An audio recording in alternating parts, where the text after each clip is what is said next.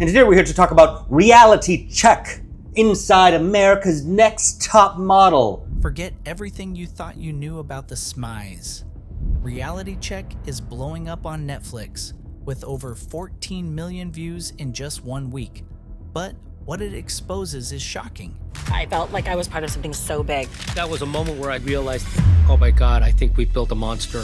Today, we're unraveling 3 shocking truths that could change how you see Tyra Banks forever, and the secret one fan favorite hid for years. Then Tyra created and executive produced America's Next Top Model, which is one of the longest running reality TV series.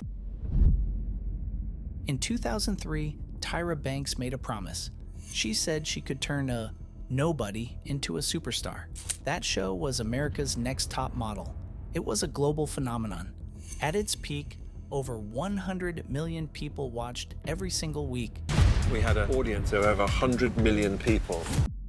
Young women from small towns sat in front of mirrors, practicing their smize and believing Tyra was their fairy godmother. They saw flashing lights, runways, and magazine covers, convinced a winning contract was their golden ticket to a life of luxury and a shortcut to the top. My name is Maddie Smith. I am 24 years old. I am a dental hygienist. But here's the dirty secret. The documentary Reality Check on Netflix finally exposes the lie. Winning the show didn't mean winning in real life. In fact, for most of these girls, it was a career killer. Think about it. When the show ended, the real fashion world looked the other way. High fashion brands like Chanel or Gucci didn't want reality stars. They wanted professional models who knew the business. The top model label became a scar. Agencies and brands didn't want to sign them. Unfortunately, being a reality show winner made it harder to get a job than if they had never walked onto that set. You to stand out and to say, like, I don't like these standards. Was there a lot of pushback against you? As the show went on, it stopped focusing on fashion and turned into a mind game where the goal wasn't just to take nice photos, but to see who would break down on camera. One example is the race swap in season 4, where the show had models change their skin color using dark makeup and props, even making them hold young children to match the look. This was essentially blackface, and they repeated it again years later, treating it as entertainment while the models were left with something that could follow them for the rest of their lives. The immediate moment of divide was the race swapping photo shoot, and that was in cycle 4. I remember vividly that meeting where Tyra said, But it got even worse because the producers didn't just create drama, they used the models' real-life pain against them. Take Diane Walters from season 8, who shared during her application that her mother had been shot and left paralyzed, and instead of protecting her, they turned that into content by making her pose as a murder victim with a fake bullet hole on her forehead, all to get a reaction, to get tears, to push her to a breaking point, which Dion later made clear when she said they wanted a mental breakdown, proving they weren't really looking for a model. They were looking for someone to fall apart on camera. It was a bad shoot whatsoever. I think that I just didn't give him what he wanted or what was expected, and I kind of did what I wanted to do. And that's the photo that we got out of it. And it didn't stop there.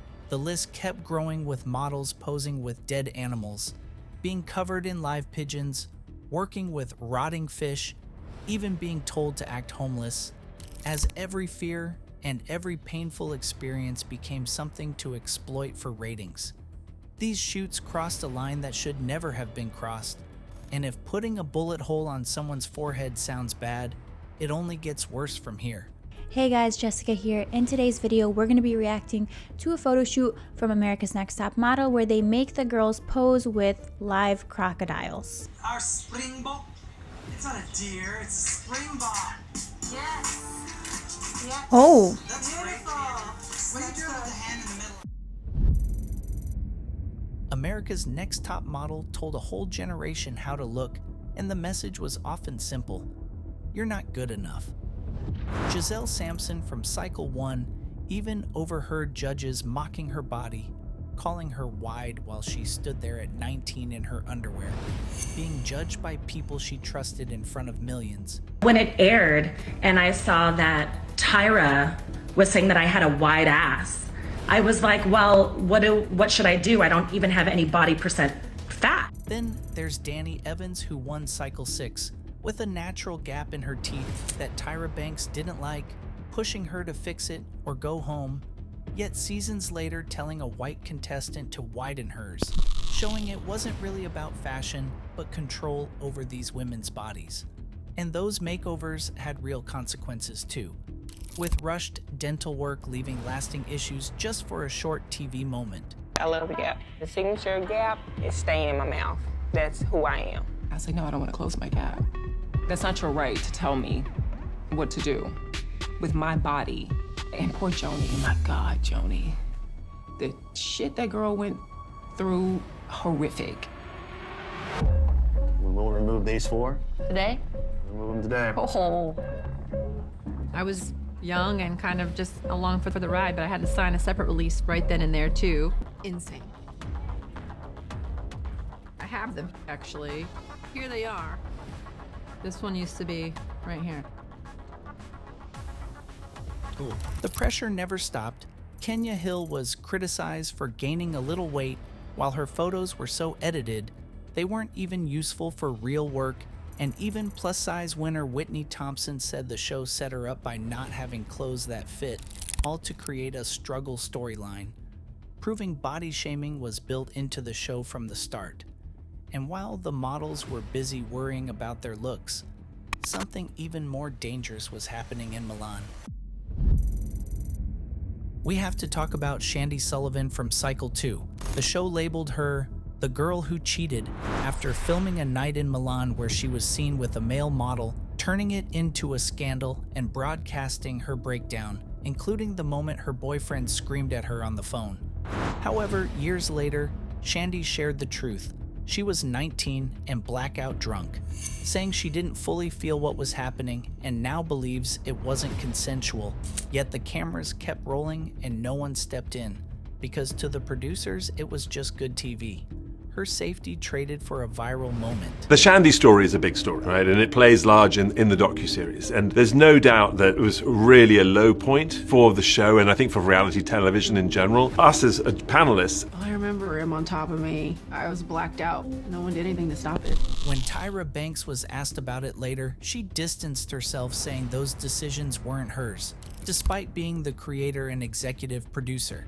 And it wasn't just Shandy. Kenya Hill also said she felt unsafe with a male model on set and was told to ignore it and get the shot, showing a pattern where real concerns were brushed aside for content.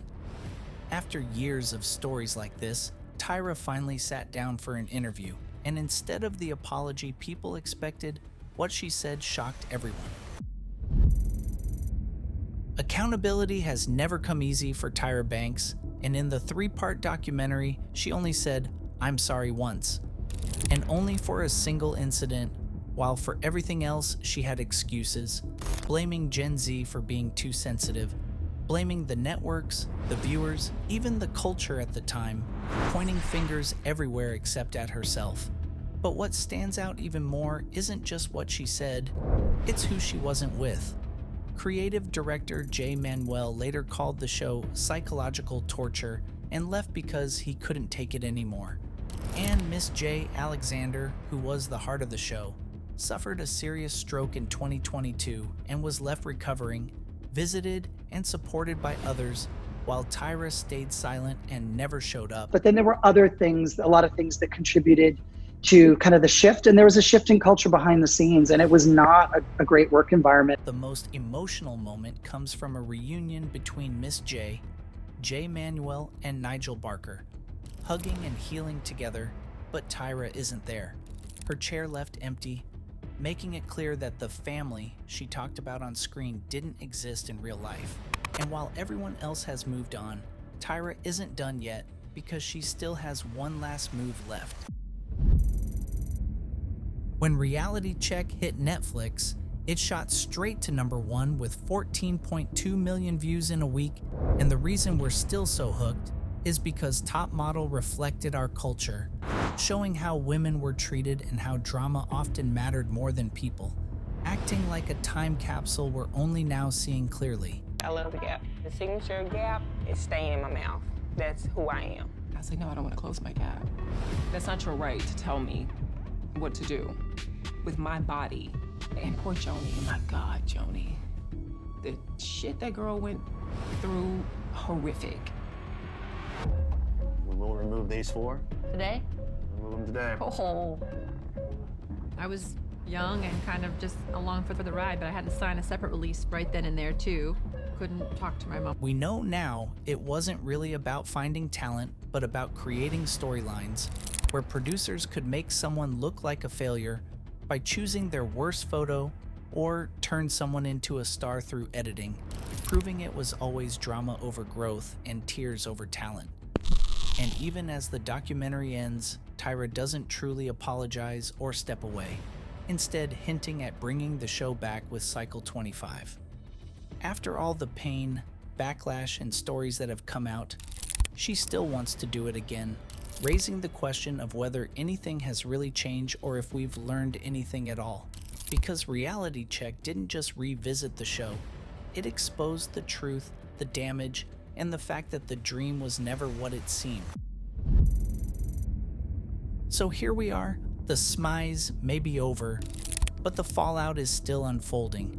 We've seen how the industry used these young women for entertainment, and how a billionaire creator continues to sidestep responsibility.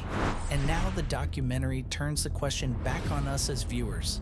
If Tyra brings it back for Cycle 25, will you watch, or have we finally seen enough of the ugly side of beauty? The fashion world has changed and the way we talk about bodies has evolved.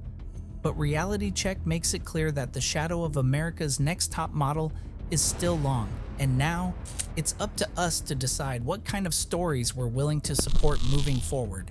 In the end, this is an unfiltered look at the show that shaped so many of us. It wasn't always kind, and it was rarely fair, but at least now the truth is out in the open. What was the most shocking part of the doc for you? Was it Shandi and Milan, or Tyra's non-apology? Let us know in the comments. Don't forget to like and subscribe as we keep digging into the secrets of reality TV. The lights are off, the runway is empty, but the truth, it's just getting started.